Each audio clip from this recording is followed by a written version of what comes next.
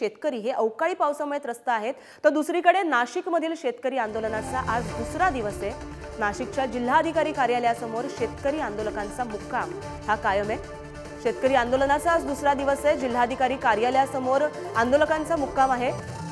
वनपट्टे, घरकुल, हमीभाव आणि जुन्या पेन्शनसाठी शेतकऱ्यांचे हे आंदोलन सुरू आहे। आज मुंबईत सरकारसोबत मोर्चेकऱ्यांची दुपारी 2:30 वाजता बैठक पार पडेल आणि त्यानंतर बऱ्याच गोष्टी स्पष्ट होतील असं कळतंय। याबाबत अधिक माहिती जाणून घे आमचे प्रतिनिधी किरण यांच्याकडून। किरण, आज शेतकरी आंदोलनाचा दुसरा दिवस आहे, त्याचबरोबर सरकारशी सुद्धा त्यांची बैठक होणार आहे, चर्चा होणार आहे असं कळतंय, त्याबाबतचा तपशील काय?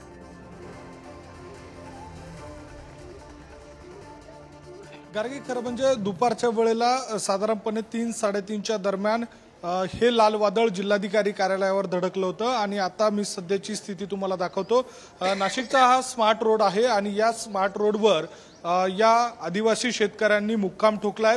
कालच्या दिवशी याच ठिकाणी हे सर्व शेतकरी झोपले होते, याच ठिकाणी त्यांनी जेवण बनवलं आणि जेवण केलं आणि रात्रीचा मुक्काम त्यांचा या ठिकाणी होता।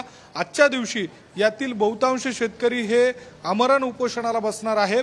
शेतकऱ्यांची जी मागण्या आहेत त्या मागण्यांच्या संदर्भातलं निवेदन राज्य सरकारला देण्यात आलेलं आहे आणि त्या सगळ्या पार्श्वभूमीवर दुपारच्या वेळेला साधारणपणे 1:30 वाजेच्या दरम्यान सरकारसोबत या शेतकऱ्यांच्या संदर्भातलं जे शिष्टमंडळ आहे त्यांची बैठक देखील पार पडणार आहे आणि एकूणच या सगळ्या शेतकऱ्यांच्या मागण्या मान्य होत नाही तोपर्यंत या ठिकाणी यांचा मुक्काम हा कायम असणार आहे। कालच्या दिवशी एका शेतकऱ्याचं या सगळ्या आंदोलनाच्या दरम्यान मृत्यू देखील झालेला आहे। 3 शेतकऱ्यांना या वेळेला अस्वस्थ वाटू लागल्यानं त्यांना जिल्हा रुग्णालयामध्ये दाखल करण्यात आलं होतं। त्यामध्ये दोघांची आंदोलनाकडे आपलं लक्ष असेल आणि बैठकीकडे पण लक्ष असेल। धन्यवाद तुम्ही दिलेल्या माहितीसाठी।